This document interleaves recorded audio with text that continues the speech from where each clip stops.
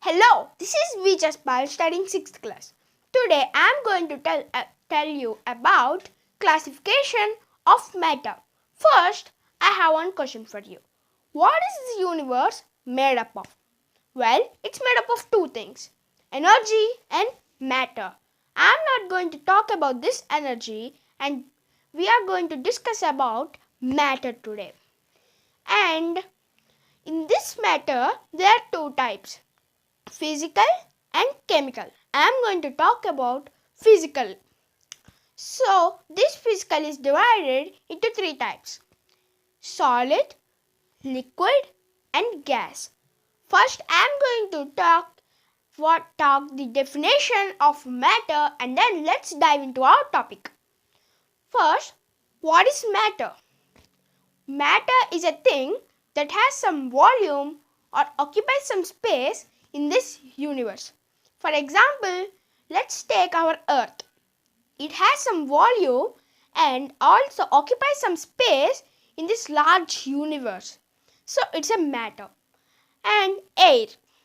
Air doesn't have volume but occupies some space in this universe.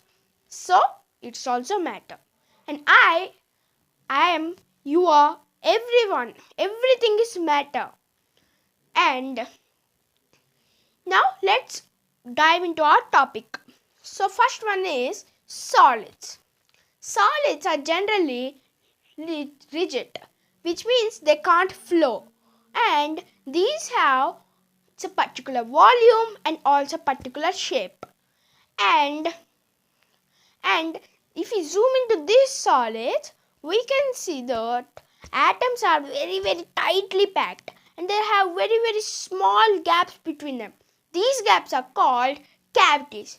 Don't think about our teeth cavity. Just these are called the gaps between particles or atoms of solids. It's called as cavities. And they also attract each other, like magnet attracts each other. So, for example, if I take this spoon, I try to break it, the atoms in this spoon attract each other very tightly so that I can't break this spoon, and it has particular shape. Here it's only a particular shape and it doesn't change, and it has some volume. Definitely it has some volume because if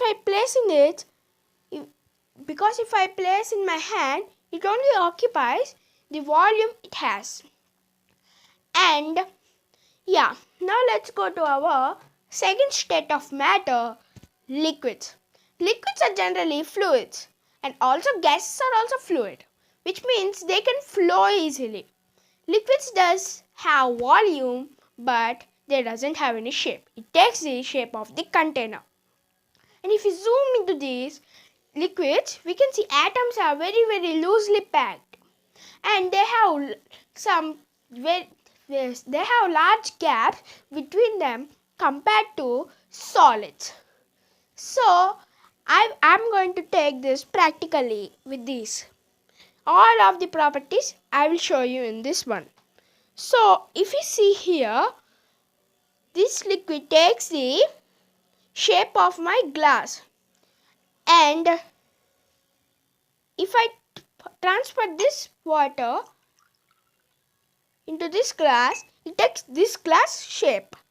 And if we count, it's at this fifth level, right? So I am going to again transfer it to another this glass, and again pour into this glass. So it again took the place of fifth one. So which means liquids have particular volume, and it only takes the shape of container up to its volume.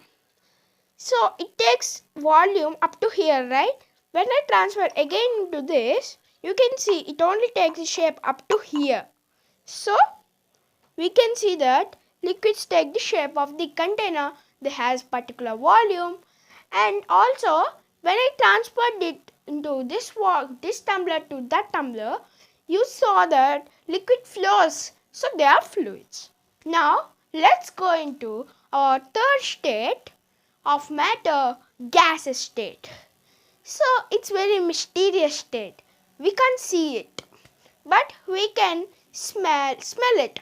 Yeah, air is a gaseous state. Air is in gas state. And yeah, now characteristics of gases. Gases are fluids. I told you and I told liquids, right? Gases are fluids. This doesn't have any volume or shape. And interesting thing is, liquids fill only the volume, this shape up to its volume. But liquids fill full container.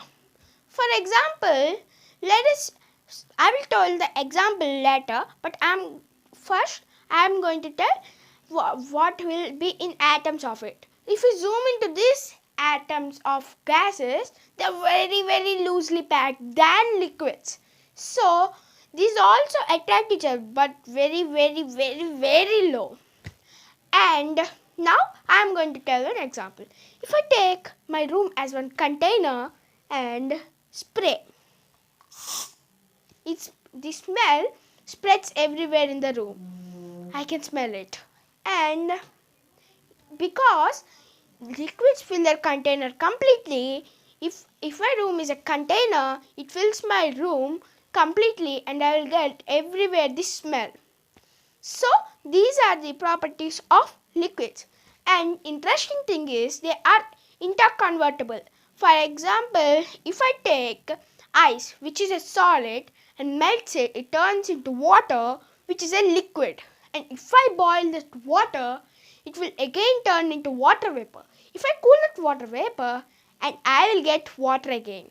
And if I cool that water again, same, I will get that ice cube. So we saw that these all the states of matter are convertible.